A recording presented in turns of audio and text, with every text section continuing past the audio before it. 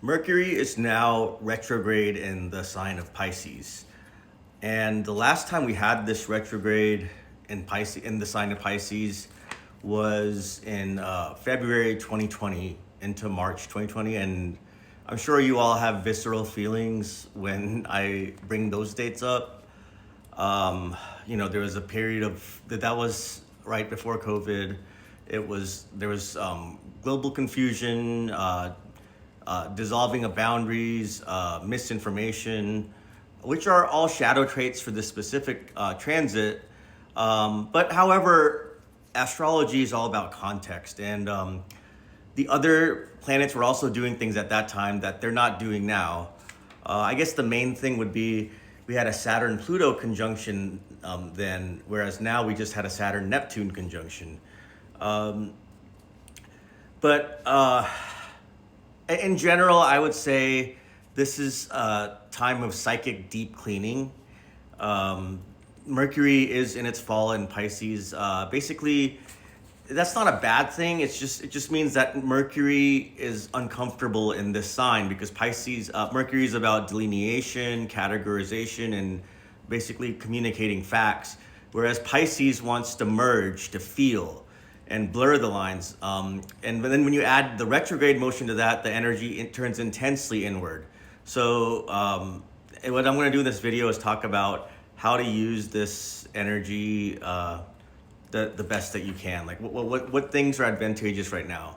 So right now logic is currently offline, so that means intuition must come online. That's why often astrologers say that when Mercury is retrograde in a sign, we do two things. We look at the opposite sign for counterbalance, and then we also look at Jupiter, because Jupiter is the right brain and Mercury is the left brain. So right now would be a perfect time to pay attention to recurring symbols in your dreams or daydreams. They hold the answers that logic can't provide right now. So it's a great time for hypnotherapy, regression therapy, or just starting a dream journal, because the veil between the conscious mind and the unconscious mind is very thin right now. Sort of like that 3 a.m. feeling. Stream of consciousness writing also, I think, is a good thing. Writing, music composition, I think that's a really favorite thing to do right now. I think right now is a great time for, and since Pisces applies to emotions and retrogrades are all about like the prefix re, like review, return, redo. This is a potent time to forgive someone or forgive yourself for past situations where you didn't have all the facts. It's easier to dissolve a grudge now than when Mercury is in either direct or in a more rigid sign.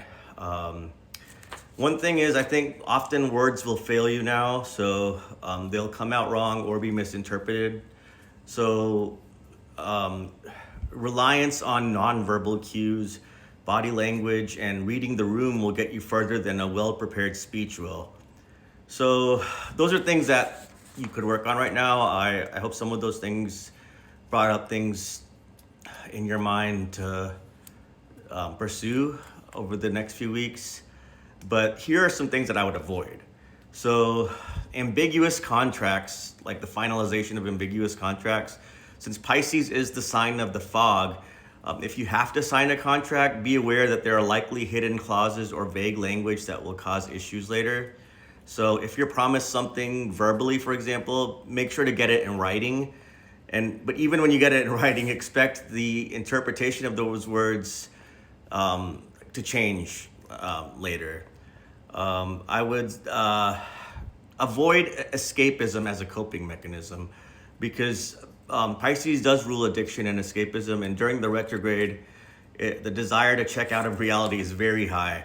So be careful with different substances, alcohol, or even doom scrolling. Your tolerance for toxins may be lower or more unpredictable than usual. Another one, and this doesn't always apply, it just, like in general, you can do stuff that you do when Mercury's direct, but just you'll have to double check, like cross all your T's and dot all your I's. with electronics, just be careful because you could spill coffee on your laptop, or plumbing issues could affect your home office. Like those are classic manifestations of this energy. Back up your data. That's something you should do, is back up your data rather than relying on the hard drive. And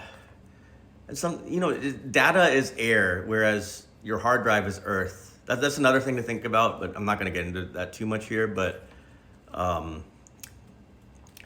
another shadow side of Pisces is the martyr. Don't play victim or savior. Watch out for miscommunications where you assume someone is hurting you on purpose, or where you promise to fix someone else's chaotic life. Don't be that savior. Boundaries are weak right now, so keep yours up. To the best. That's the thing about when Mercury is Pisces. You look to the opposite sign, Virgo. So you want to take attention to be a little bit more attentive to details when it comes to these kinds of issues. So anyways, if you force facts, data, and schedules, you're going to be frustrated. But if you surrender to the flow, review your dreams, and accept things that are fuzzy for a few weeks, you're going to be fine. You'll be grateful that you did, because this is the time that the universe said to do those things. So I hope that helps for now. We do have a Mars square Uranus tomorrow, which is going to be a little bit intense. But this Mercury retrograde, it immediately meets Venus when it either tomorrow or day after tomorrow. But it meets Venus, so. Like I said, use that to your benefit, and just be aware of these these delays or setbacks that occur. Just be mindful of that this is happening. It stations direct, I think, on March 20th. So around then, there's going to be Mars is also going to be here meeting that Mercury. So this retrograde kind of starts out with a pleasant Venus, but when it stations direct, Mars will be here. So keep that in mind. And also, I think February 11th was when the shadow period began. So you might need to revisit things that started on that date. That'll be also part of this retrograde cycle.